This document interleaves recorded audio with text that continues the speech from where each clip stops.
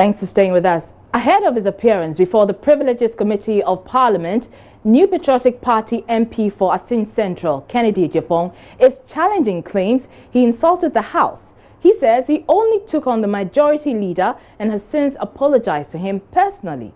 The motion for Kennedy Ejapong to be dropped before the Privileges Committee was moved on the floor earlier this month by Minority Chief Whip Muntaka Mubarak.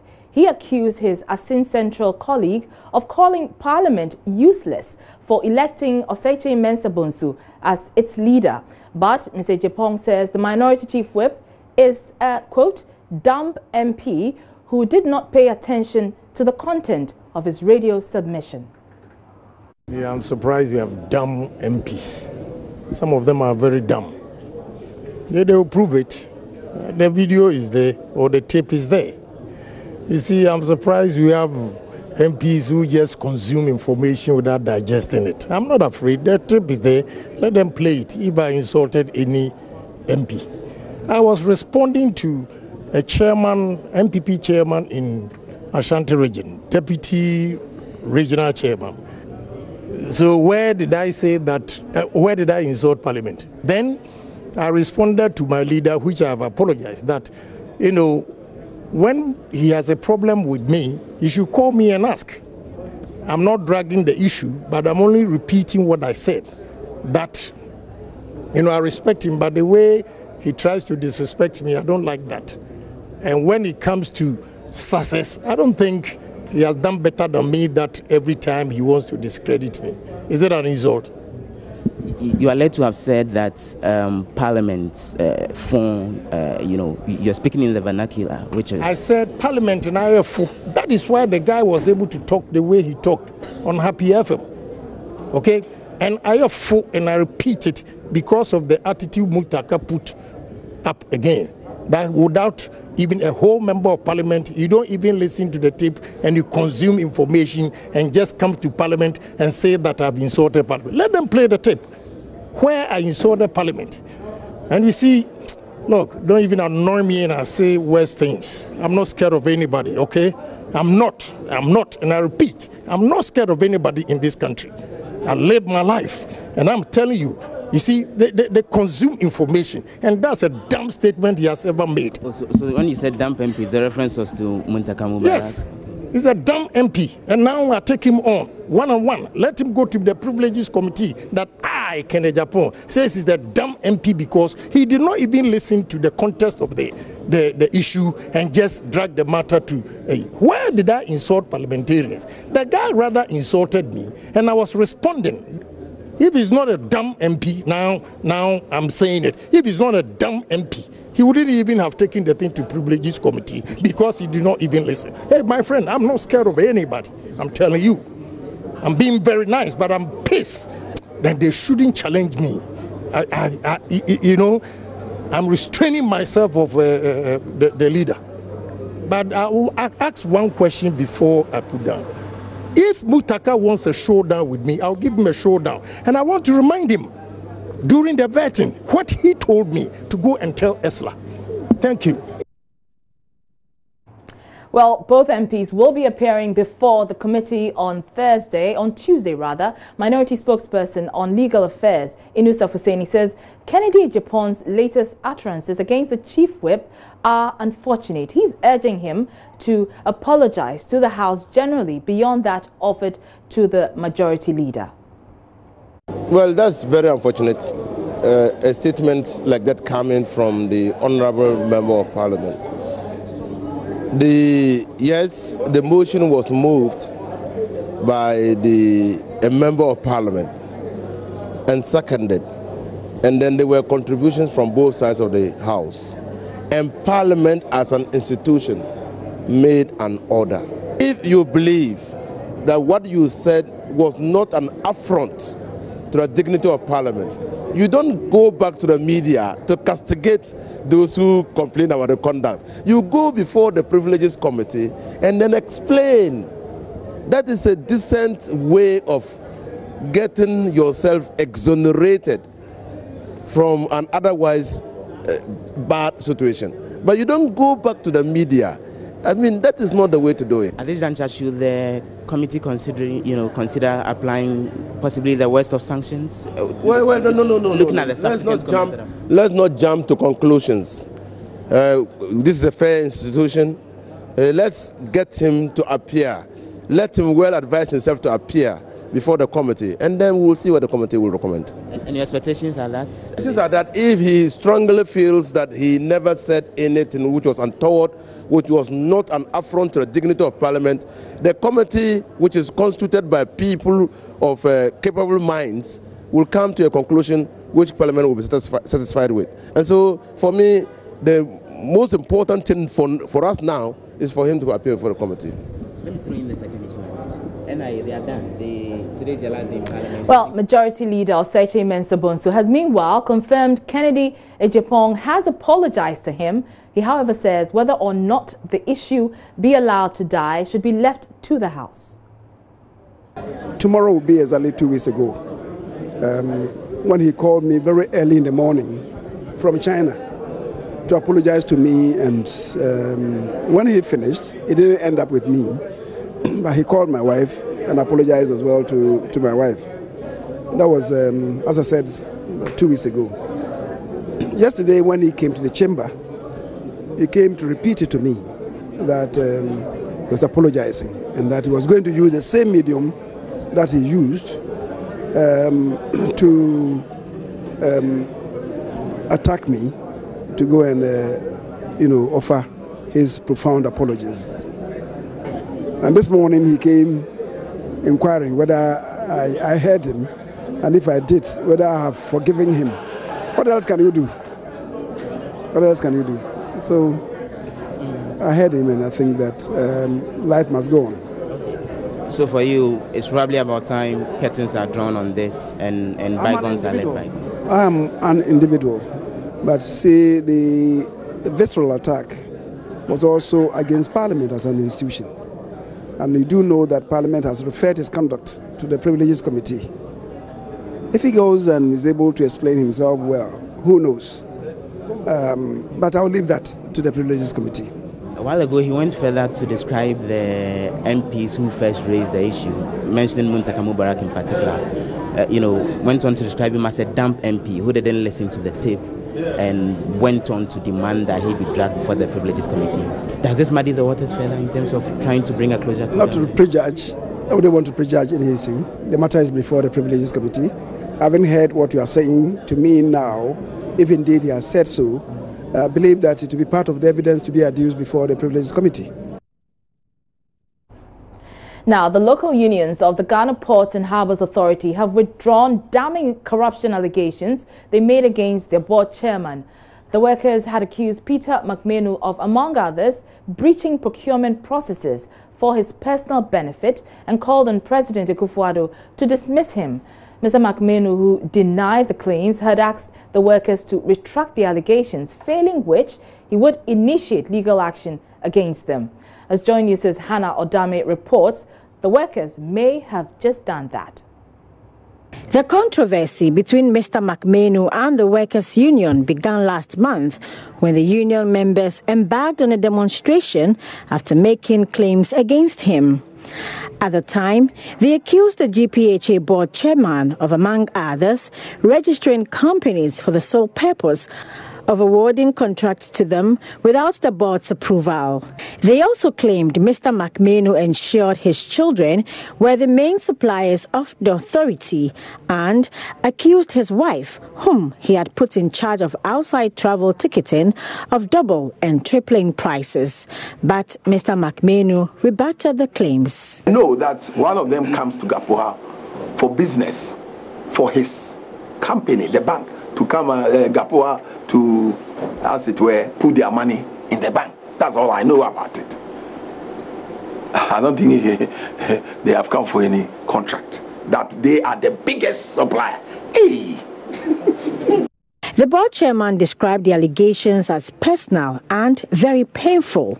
Then he threatened to sue the workers if they do not prove the allegations. I challenge the union to name any company that deals or has contracts with GPHA that belongs to any of my children. As to why some workers of GPHA were set out to tell those lies about me is a matter I do not know. I have consulted my lawyers anyway, and I reserve the right to pursue legal action against those who have made it very defamatory comments against my personality. But the workers on Friday apologized to Mr. McMahon. After withdrawing their allegations, they explained they failed to do their checks before going public with their claims. We of the union want to put it on record that we did not call the press conference and level the allegation against the chairman out of malice. It has come to our notice that we did not engage management the more as we should have done before holding the press conference. Some facts have come to our notice, which on hindsight we would not have brought into the public domain against Mr. Peter McMahon and his family at our press conference. We therefore withdraw the allegations against Mr. Peter McMahon in particular, his wife and sons, and unreservedly apologize to them. For Joy News, my name is Hannah Odang.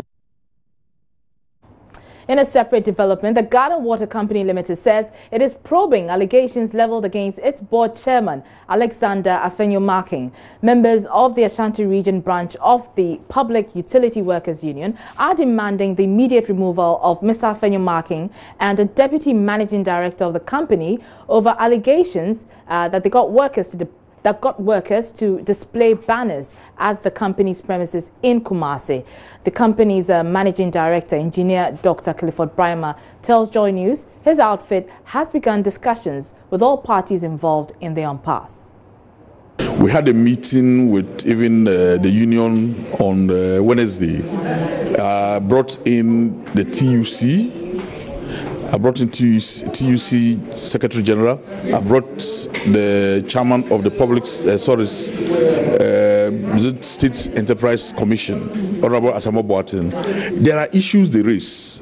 If we had engaged with them in good time, probably it wouldn't have gotten to that level, because some of them, it's just a matter of response. One, they were talking of the board chairman removing the workers' rep on the board, which is not the case. There was an anomaly, and then the board itself said, let's correct it. And so they didn't understand, and they thought it was the board chairman that the person has since been back to the board. They said the board chairman is signing checks. As the MD, I know the board chairman hasn't signed any check at all. It was the authority levels, they were saying that anytime MD is not there, the deputies should not be able to sign a check above this level without recourse to the board. It is something that if we had engaged them, some of these things wouldn't have come, and we've started the engagement. So Monday, we are meeting on our own as a board. Tuesday, the union is coming back for us to meet and then look at the roadmap as to what we need to do to resolve some of these issues.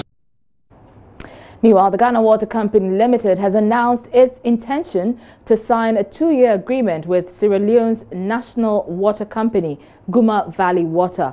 The agreement was initiated after a 1-week knowledge transfer program embarked on by a team from Guma. They are looking at every sector of utility management, from production to billing and collection. So operations, every aspect of water utility management is being captured. And so we are going to do all. It's possible even the style. They just met us in a meeting, myself and my 2 deputies. And then the chief manager, technology and innovation. And they felt, this is not done in Guma. Because they realized that there was no boss, there was no subordinates. We were free to see what we want, and that's what a utility wants. You need to build trust and confidence of your staff, and once you do that, then you get them delivering, and that's exactly what we are doing, and they see it as something that is good for them to also learn.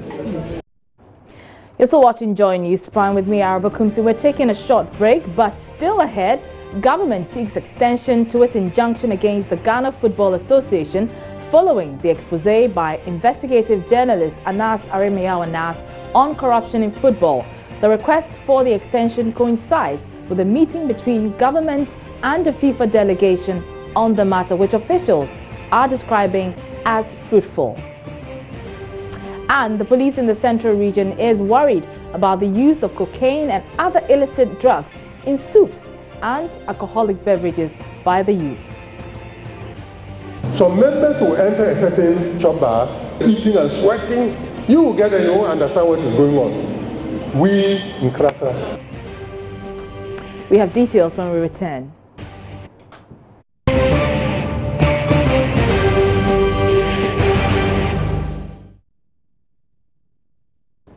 You're welcome back. Now, government says it is seeking an extension of the interlocutory injunction it was granted against the Ghana Football Association, pending a substantive liquidation case against the association. This follows the expiration of an earlier 10-day injunction forming part of a process to dissolve the FA following damning revelations in a documentary by Anas Aremeyaw Anas showing top officials taking cash gifts. The GFA has strongly challenged the claims and government's moves to dissolve the association. We'll hear from a Deputy Attorney General, but first, here are extracts of the 82-point response written by the Football Association. It's not all of GFA's duties which are discharged that are in the public interest. GFA's main focus, insofar as its duties are concerned, is its members.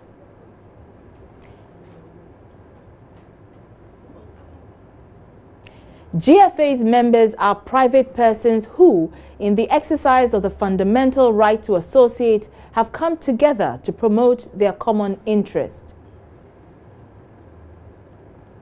None of the clubs which form GFA's membership was formed or established pursuant to any resolution by a public or statutory entity. No member of GFA is funded from the consolidated or contingency fund from any other public funds. The national football teams are organized by GFA and mostly funded from public funds. That the national teams are very different from GFA's members, the national teams being teams formed by selecting good players from GFA's members to represent the nation. GFA has always acknowledged that the national teams belong to the nation and are not part of GFA's business. The Attorney General knows from proceedings previously prosecuted based on the said journalist's video recordings that several people featured in his video recordings were found after they were subjected to judicial proceedings not to have engaged in any wrongdoing. The proper exercise of Attorney General's functions in the public interest is to have initiated the appropriate proceedings to establish the guilt or otherwise of the GFA and its officials on the basis of the video recording. The so-called Anas video, known as documentary number 12, only presents to the public information about the interactions recorded in the edited video, but not evidence that GFA or any of its subscribers, directors and officers are guilty of any corrupt acts. And that the petition has no merit and should be accordingly dismissed.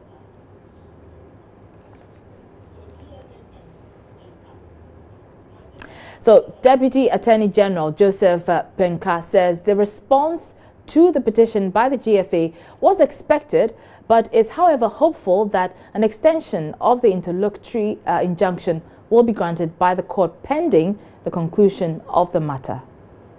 Of course, we expected that they will file a response, but the duty as to the termination of particular party has made the case will be that of the court. Now, let me say that the injunction that was granted was for 10 days, pursuant to the rules of court. And so the 10 days would lapse sometime today. And we have repeated the application this time on notice. Remember that what they have filed is a response to the petition itself. And now we are filing for the court to grant us an interlocutory injunction while the matter is yet to be decided. And so they will have another right to respond to that application for interlocutory injunction pending the determination of the petition itself. And so as I speak, our officers are ready to file the process. That's a repeat of the application, but this time on notice to the GFA for us to argue it on merits, whether or not the court will be able to establish a case for the court to grant the interlocutory injunction pending the final and conclusive determination of the petition. Well, the truth of the matter is that we are saying that the situation is so grave, and as a result of the grave nature of it and the urgent nature of it, and imagine that reasons for granting of some of these things are based on the fact that, look, at the end of the trial process, when this thing is not granted, it will cause irreparable damage to the state or nation. And so we are urging on the court to grant the injunction, and we put in place preliminary and parliament processes that will lead then to the final determination of the issues. And after the determination of the issues, the Registrar General steps in and takes over to manage the process for us to get to the next step. So I can tell you that the interlocutory injunction is very necessary because the very persons who are going to be acting in this are part of that mass number that were caught up in the tape, and so we do not think that meantime allowing all of them to act in their capacities and positions, as it were, will speak well for us as a nation. And we think that the appropriate thing to do is to injunct them while we go into the merits of the matter.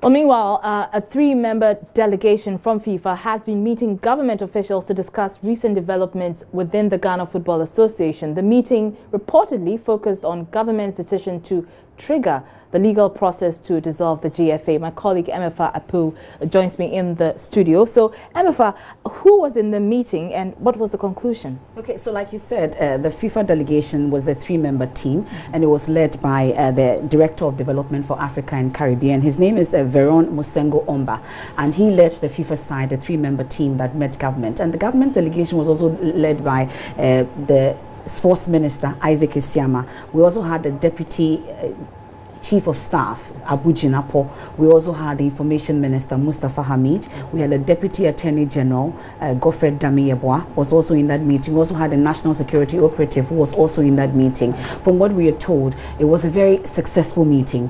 Both sides were happy with the discussions that went on. It was very productive, they say. And in the subsequent days, or in a few hours, we are told, we are supposed to expect a communique from government on what actually transpired in that meeting. Okay, but you know, there are many who have argued that government's decision to dissolve the GFA could attract a ban from FIFA. Are we to expect a ban? Exactly. That was the fears that many people expressed going into this meeting. But we're told that there's no ban, contrary to the reports that we got. No ban as yet. But there will be subsequent meetings between both sides. Again, this will not be the last meeting, but the communique will give us further details on what actually to expect and what actually transpired in that meeting. But from our sources, it was a very productive meeting. All right. Many thanks. Emefa Apu is my colleague here at Joy News. And moving on, the Association of Magistrates and Judges has given government up until July 4 to review their salaries. President of the association, Justice Victor Ofue, says he's struggling to convince his members to remain in the courts as a review has been outstanding since 2014. The Judicial Council in that year made recommendations to the presidency for the salary review, which government is yet to act on. The lower court judges say although they have on several occasions threatened strikes, they've always been urged to rescind it. According to the association, efforts to get the Chief Justice to persuade President Akufo-Addo to act has not yielded much, thus compelling it to voice its frustrations. Justice Ofue wants the President to take a personal interest in the matter. In fact, I would say 90% of the judges we have now are very young, very boisterous. In fact, they are hot-blooded, such that controlling them is not as simple as anybody would want to think anywhere. We've heard of strikes, Zambia, Tanzania, and the rest. And they keep on pointing that you both say judges don't go on strike. But is this the strike that is being undertaken in Zambia or Tanzania. What answer do we give? What is so special with our stomach that if we are being cheated, we should say no strike and be going hungry? If Tanzania, Zambia can go on strike and they will get their result. These are the indicators. So we thought that we should let the press know. You are the mouthpiece for everybody, that this is the issue that is pending, for which we'll be taking a decision on the 6th of July. The matter is a very simple one. Fortunately, the president we have is a lawyer, not office lawyer. He's a lawyer who's been practicing before some of us were in the primary school. In practicing in our courts in Ghana, he knows what it means to be in court. He knows what judges go through. So we expect that solution to come from the president as quickly as possible. It's a simple matter of review salaries that should have been given to them years back, and then pay them the attendant arrears. That is all that we've been calling for all this number of years.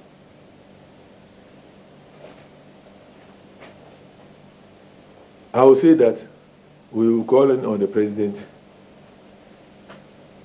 to give a personal touch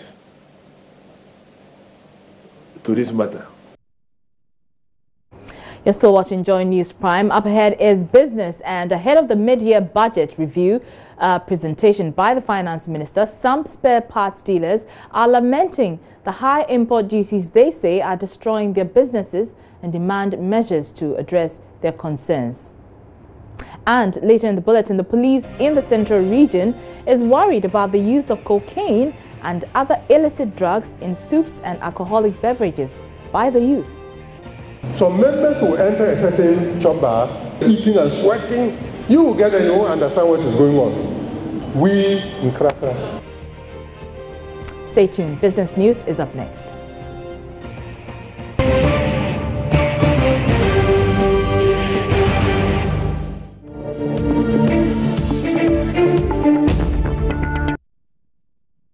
Hello, good evening to you and welcome to business. Now, some spare parts dealers are lamenting high import duties are destroying their businesses.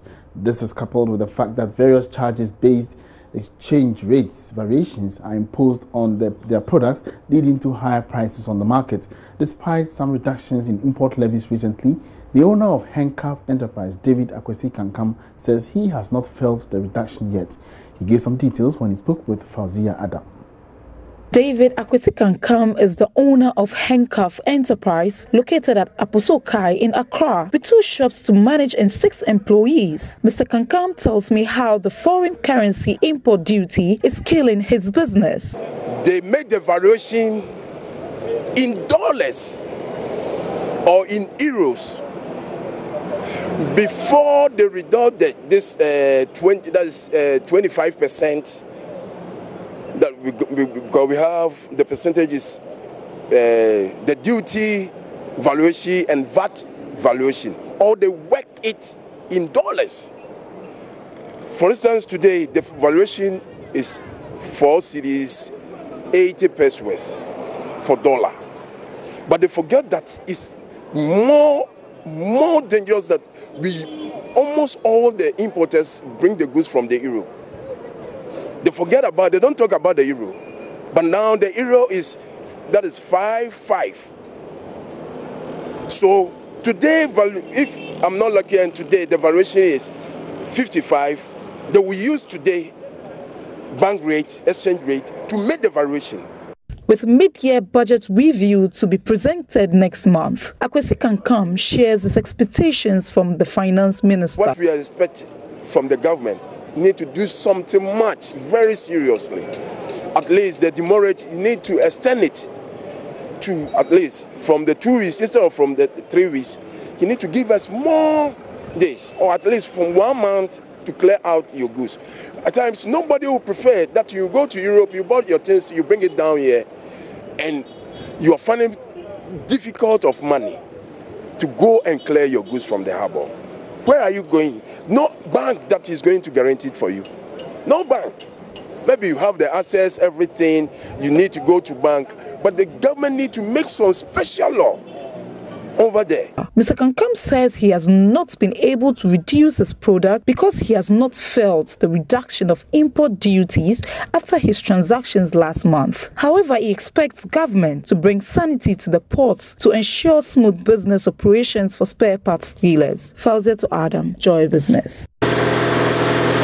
June 27 will be marked as the International Day for Micro, Small and Medium-Scale Enterprises.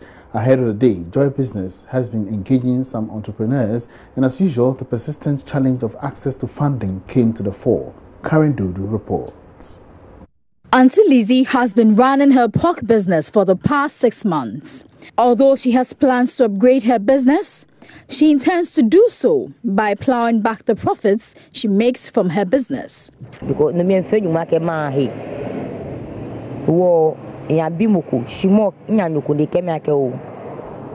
I once tried applying for a loan, but a friend advised me that once I go for a loan, I would not be able to track my profits. I also didn't want to get involved with the police in case I'm unable to pay.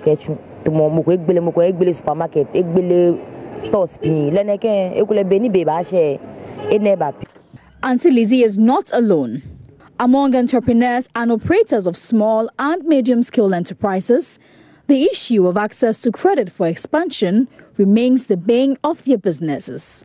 As a result, such businesses rely mainly on plowed-back profits. The major reason for their predicaments being their inability to pay back loans.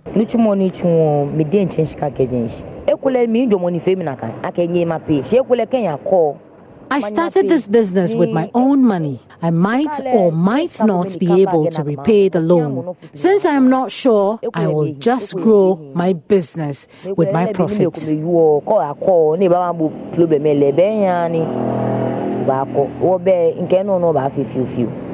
Joy Business also gathered that most traders lament of inadequate financing to support their business. According to the United Nations, these enterprises can in fact become the engines that sustain growth for long-term development in developing countries like Ghana.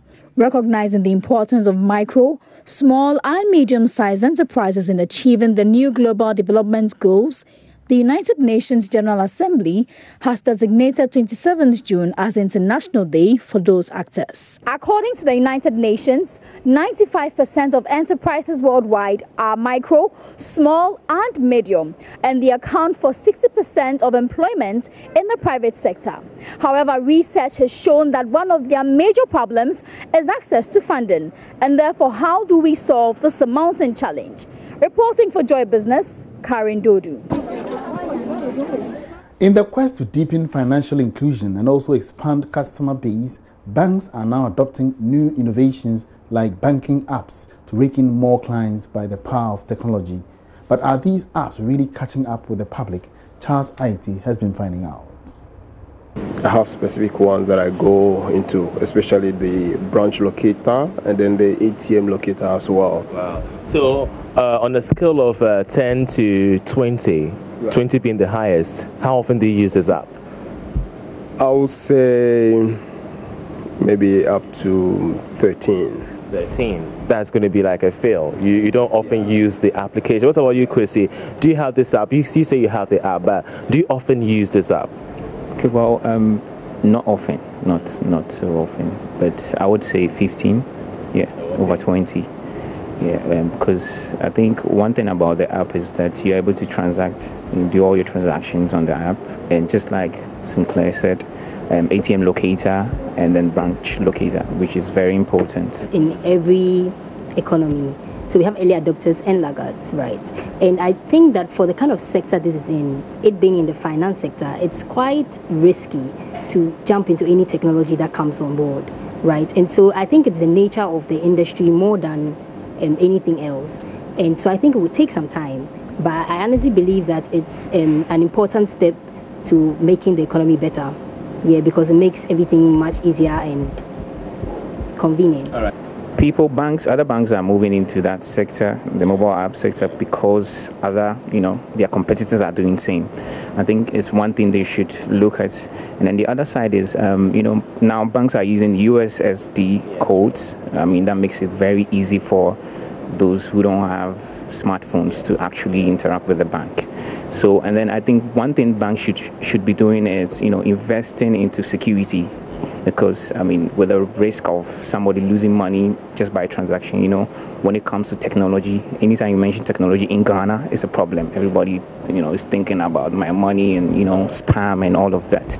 So they should invest into security, cyber security, trying to, protect people's money, when it comes to it. All right. What about you, Carol? The best ways that banks could adopt to deepen financial inclusion through technology?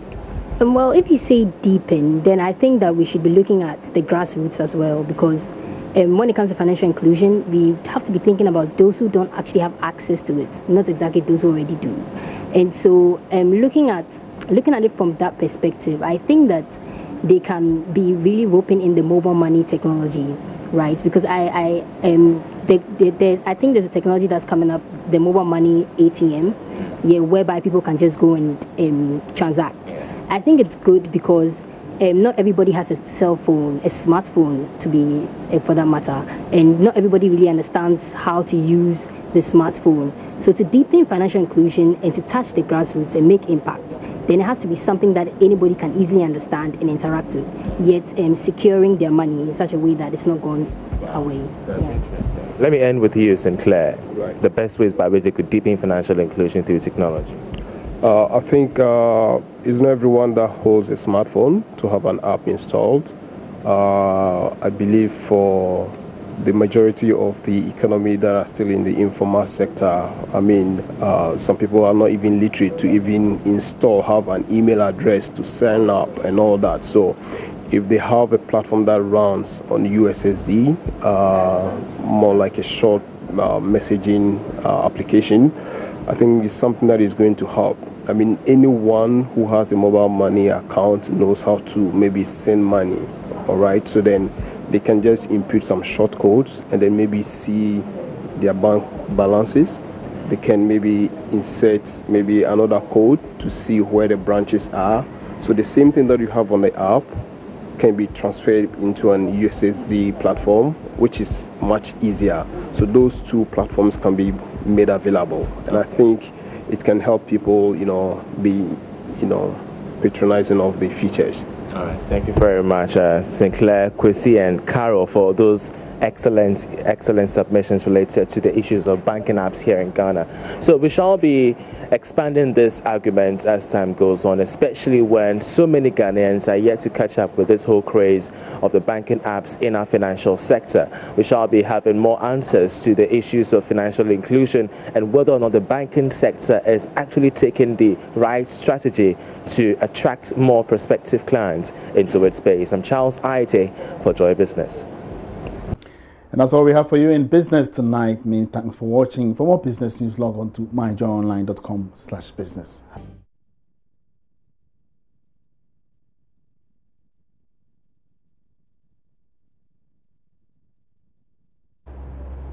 You're welcome back. Now, the Food and Drugs Authority says it is probing how some fake anti-malarial drugs and dewormers got onto the market in the Eastern and Ashanti regions. This follows the detection of the drugs, Contempt and Zentil, through its surveillance and monitoring systems. The authority is directing all pharmacies and medical facilities to check their product stock and withhold the counterfeit medication. Public Relations Officer of the authority, James Latte, tells Joy News the counterfeit drugs have the potential of damaging one's immune system, hence the public health alert. We have found this product on the market. We are now doing an investigation to find out how the product got onto the market. There are times that people could supply medicines and you buy it from the genuine suppliers and then later you realize it's fake. So it is after our investigation that we'll find out who should be held responsible. And these drugs, you say, have specific batch numbers and expiry date? When it comes to the Coartem, the ones we found out look exactly like the original Coartem. Package, everything looks the same. The only difference has to do with the batch number and the the expiry date. So with the Coatem, we found 2 batches that were fake. The first one has a batch number of NOS2153 with a manufacturing date of June 2017, expiring in May 2020. The second Coatem has a batch number of F2261, and that has a manufacturing date of March 2017, expiring in March 2020. The Zentel has a batch number of 340945, and the manufacturing date is August 2014, expiring in July 2019. The Coatem bears original manufacturer's name, that is Novartis, New York, USA. And then the Zentel also bears the name Merdrick from India, Merdrick Pharmaceuticals from India, and they are also the original manufacturer. So in actual fact, though the product has been fake, indication and everything on it, that the package has the information to the manufacturer to be intact, but the content indicates that it's not a genuine product. Do we know the effects of these fake or counterfeit drugs, for which reason the buyers or members of the public must be on the lookout? In the first place, let's pick something like the Coatem. If I go onto the market and the doctor has prescribed Coatem for me because I want to deal with malaria, and I buy it and it's not working, I'll be compounding my issue. I may think I'm treating myself, I'm not treating myself. So my issue, my ailment may be compounded. Sometimes when you use some of these medicines that are fake, it compromises your system in the sense that when it gets to the time that you actually need the medicine and you get the correct one and you are using it, it might not work for you. We have put the information on their platform, which many of them they've responded to. We have alerted all of them to check the products that are on their shelves. If you are a wholesaler, a retailer, I'm talking about pharmacy shop, licensed chemical shop, and you see any of these batch numbers of the products I've mentioned in your facility, we advise you remove it from the shelf and you inform the FDA. So that's James Latte. He's a PRO of the Food and Drugs Authority. He joins me on the phone with further details. Many thanks for your time. Good evening, Mr. Latte. Yeah, good evening. Thank you very much. I guess the first question is, how harmful are these falsified drugs, for which reason the consuming public should be on the lookout? Yeah, you see, like I indicated earlier, if you are taking a drug and the drug is supposed to serve a purpose, and you are not getting up to the standard that's supposed to serve that purpose, indirectly you compromise your system. You understand? To the extent that it will get to a point where when you actually need the medicine, it might not be working for you. That is the problem. There are some of the fake products that, well, if they get associated with other harmful products, it will create a problem for. But in this instance, what we noticed was that they contain starch. They don't contain any active ingredient. That's the problem. So, well, know that it's going to kill you or anything of that nature. But the point is that if you are being treated and you know you are treating a particular ailment, and the medicine you are taking is not actually treating anything, then as you go along, you will compound your issue. Okay. So that's the issue. Yeah. All right, Mr. Latte, so these drugs, Coatem and Zentel, they are very popular on the market. But tell us, what are the specific features of these counterfeit drugs the pharmacies and licensed medical facilities should be looking out for? You see, in this particular instance, like we indicated, when you look at the fake one, it looks exactly like the original. You cannot see the difference with the features. Is the content which you have tested that indicates that there is a difference. Secondly, like it's been mentioned, the batch number and the expiry date on it also is an indication to the seller that this product is fake. When you pick something like Coatem, most of the time Coatem has a shelf life of 2 years. But looking at what we put out, the shelf life is 3 years. But the normal Coatem, I mean the original one, has a 2-year shelf life. For instance, it's manufactured in 2017, it will expire in 2019. But in this instance, it's manufactured in 2017, expired in 2020. So these are some of the issues. I see. So we should be on the lookout for the batch number as well as the expiry date. Okay, exactly. We also know that you are probing the circumstances that led to the entry of the into the two regions, Ashanti and Eastern regions, these fake drugs. What's the status of that? What's the update? The The investigation that we are doing, in actual fact, is a national screening. You see, we are screening medicines all over the country, not only in Eastern and Ashanti. But during the screening, we found this one in Illicit and Ashanti. And that does not mean that these are the only places that the products may be. That is why we issue the alert for everyone in the country to know about it and be very careful.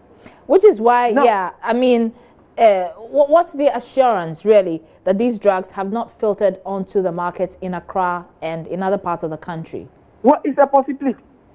It is actually a possibility. That is why we have issued a statement nationally for everyone to be aware of. And the investigation that we are doing, we are not only doing it in the Ashanti and the Eastern region, but we are doing it all over the country.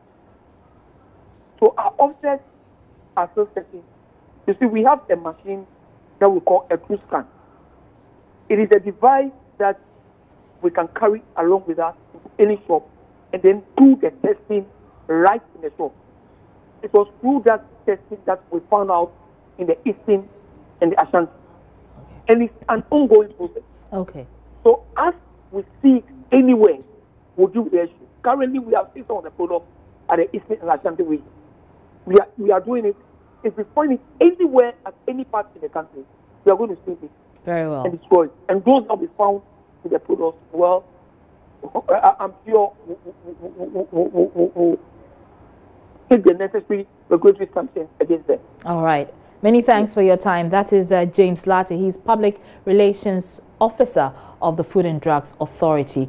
Moving on, the Central Region Police is worried about the increasing cases of narcotics and illicit drugs being used in unconventional ways. Cocaine and weed, among others, are finding their way into soups and alcoholic beverages being patronized by the youth. According to the police, the trend makes it difficult for their detection and subsequent arrest of perpetrators. Central Region Police Commander DCOP Paul Awini warned the practice poses a security threat to the nation and should be checked. Years ago, we all knew that what? People smoked weed, isn't it? Yes. To the extent that when they are even standing far away, you could smell it and go and arrest, isn't it? Yes. They have graduated from that to putting it in aquaticity and other bitters. That way you can't smell, you lie bad. There is no way you can detect it. So they started putting it, then they had the weed bitters. But we found a way around that and we started arresting them. Then they graduated to what? Weed toffee. I think you all heard of the toffee. Weed toffee. Then, you know, we started arresting them there too. Then when I was in Tema, I had a shock of my life.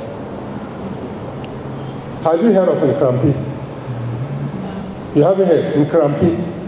Good. Nkrakra? You heard of Nkrakra? Yes. Good. You heard of Ntampi? Yes. That's the smoking one? Yes. Good. So now do you understand Nkrampi? Yes. Good. So afternoon time, some members will enter a certain chop bar. Mommy, give me fufu 1 CD.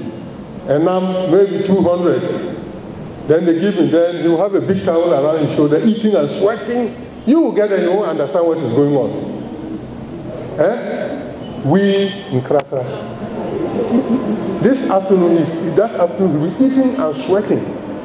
If you are not a member and you make a mistake and go there and get some, you will go crazy. Especially with the pepper in it, you will go crazy.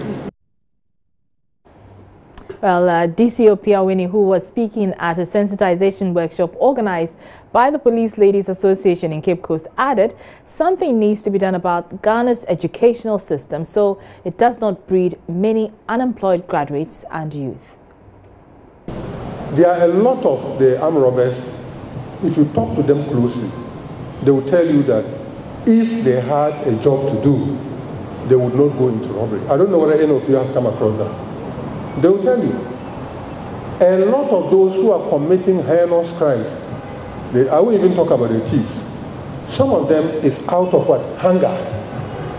The person has finished school, university and all that. The parent has looked after him or her from KG all the way to university. And the person has passed with very good grades, some with first class honors. And yet, there is no work.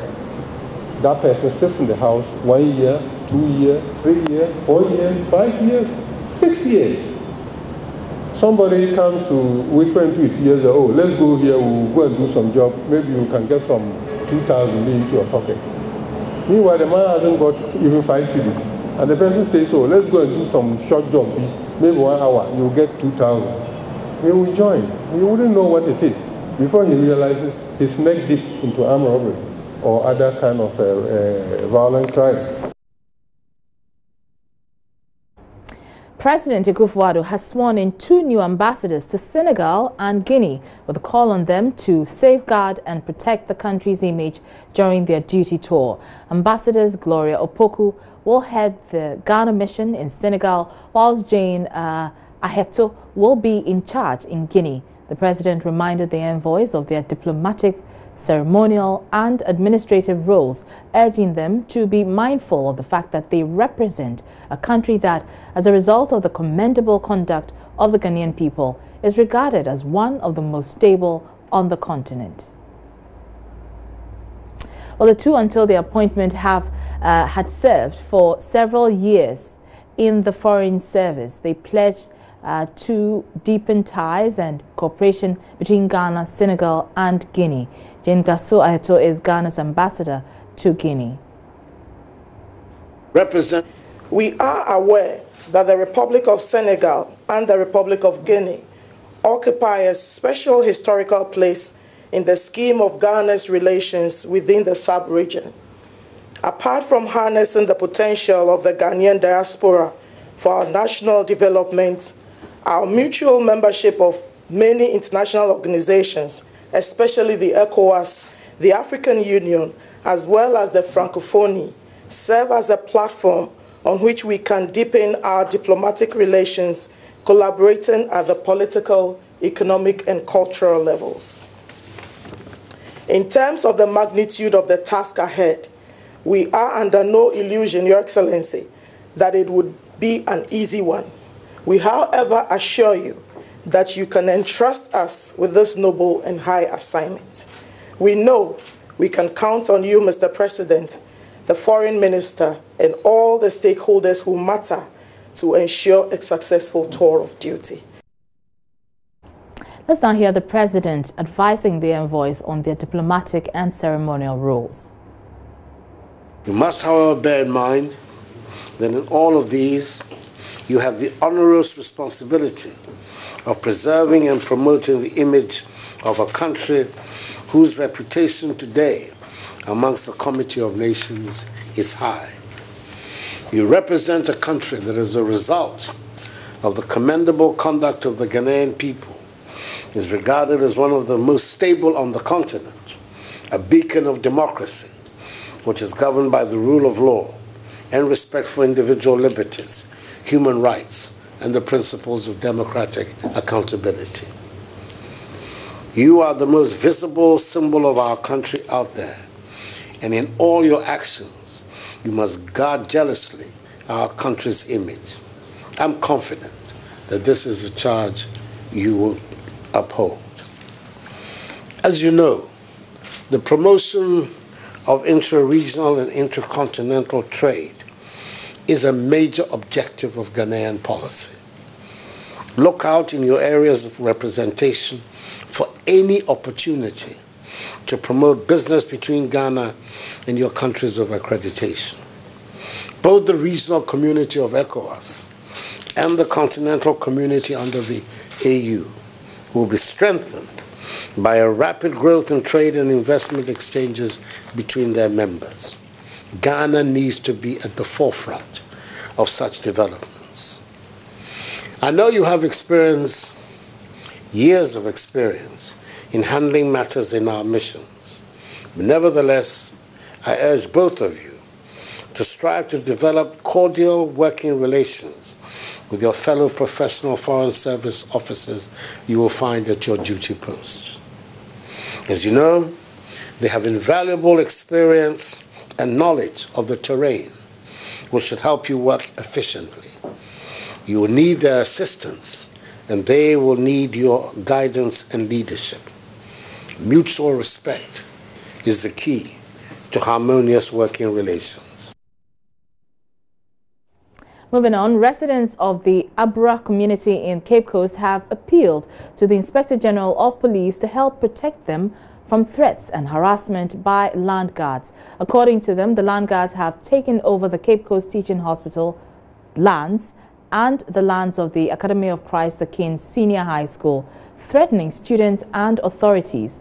The residents who embarked on a demonstration in Cape Coast Friday say their lives are at risk and want authorities to intervene to avert a clash. Richard Kojonyako has more.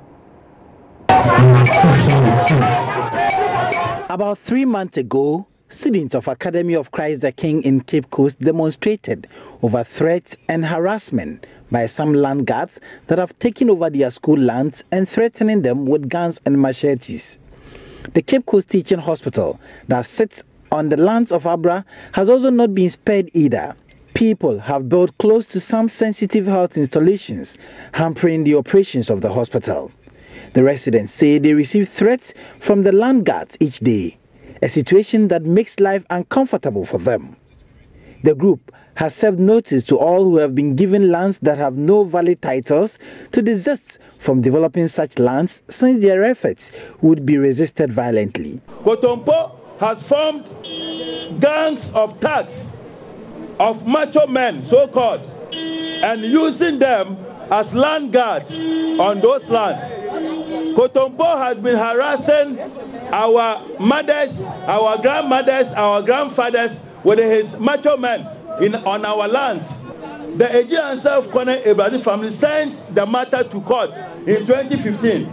And in 2016, Ejari Contempt was asked with an injunction from court not to step forth on any of the lands, which I have a document here to support. Then from the 2016 to date, as we're speaking, Contempt has continuously, unruly, foregoing the court's injunction, disrespecting the rule of law, and has still continued to sell lands and has sold over 800 acres of lands that does not belong to him or his family.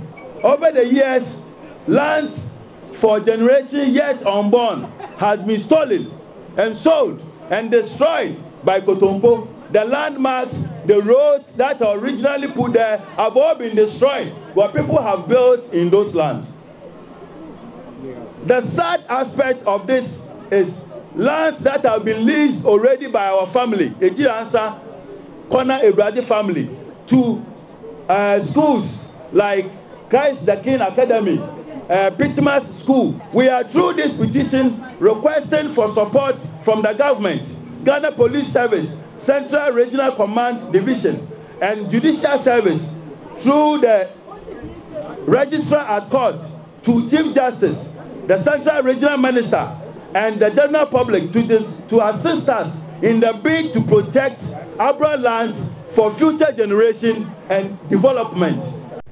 Meanwhile, the Parliamentary Select Committee on Health, who visited the Cape Coast Teaching Hospital to ascertain the extent of encroachment a few months ago, asked the hospital to use every legal means possible to pull down all illegal structures that are being developed on their lands. Attempt to speak with the leader of the supposed land guards, Nana Contempt, has proved futile.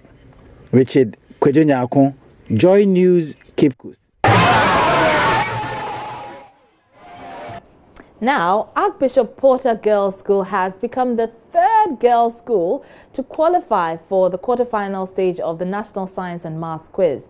They beat Ghana Senior High School and Edinaman by 35 points. The contestants tell Joy News they will conquer any school they meet as their confidence level ahead of the quarterfinal contest continues to soar.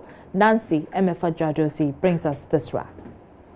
Pray for the founding fathers, pray for us, pray for us, pray for the students, land that lies may portray, purity of mind and body to serve our God, to serve our God and God.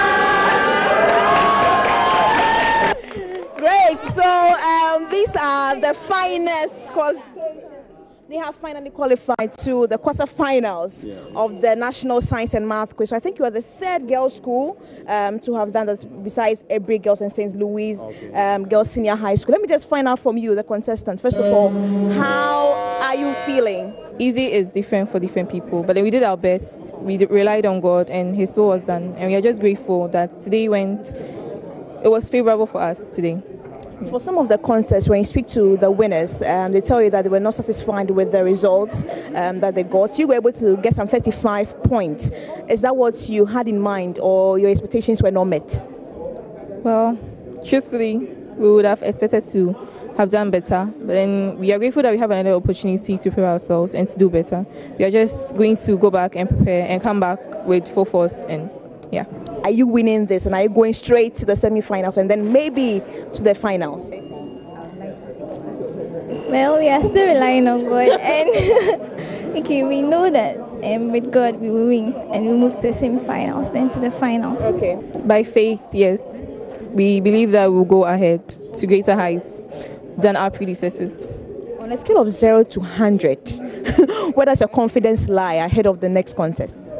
101. 101. Do you all agree with her? Sure. Oh, really? Let me speak to the trainer. I mean, I didn't see your face while the contest was going on, but what was going through your mind whilst you were seated there?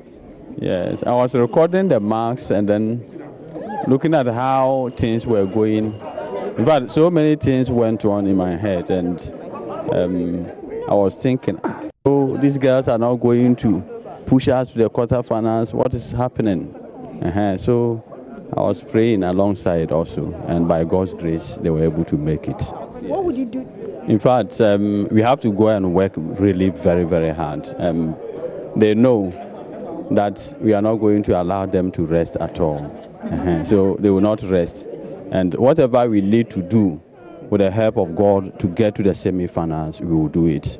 And inshallah, you even see us in the finals. Great. Are you willing to sacrifice your sleep for this? Oh, definitely. Sure. Hey, so are you ready, Potter girls? Yeah. Are you ready to take the crown? Yeah. Really? Yeah. How sure are you, and how confident are you? Honestly. All right, thank you very much, ladies. We wish you all the best. In fact, we've never had a girls' school win. Let's hope that this year you will bring the crown back. We have told you we are going to the finals, so you watch us. We are taking them contest after contest, and you will see.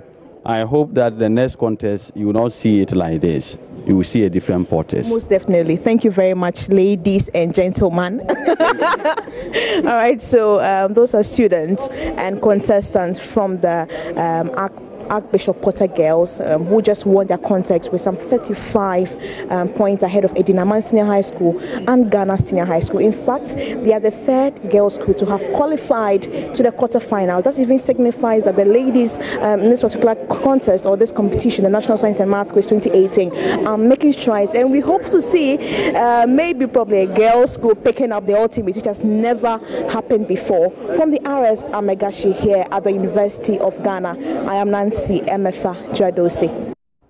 And we say congratulations to Archbishop Potter's Girls' School.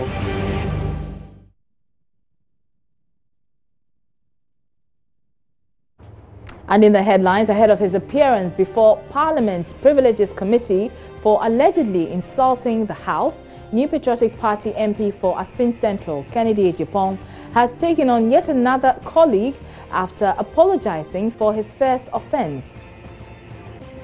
His latest comments have also been described as unfortunate. Government seeks extension to its injunction against the Ghana Football Association following the expose by investigative journalist Anas Arimiyaw Anas on corruption in football. The request for extension coincides with a meeting between government and a FIFA delegation on the matter, which officials are describing as fruitful. Also, local unions of Ghana Ports and Harbours Authority withdraw damning allegations made against the board chairman of the authority. In business, ahead of the mid-year budget review presentation by the finance minister, some spare parts dealers are lamenting the high import duties they say are destroying their businesses and demand measures to address their concerns. So that's how we wrap up the news. Thank you for staying with us throughout the week. I'm Abura Kumson. From me and the rest of the team, have a lovely weekend.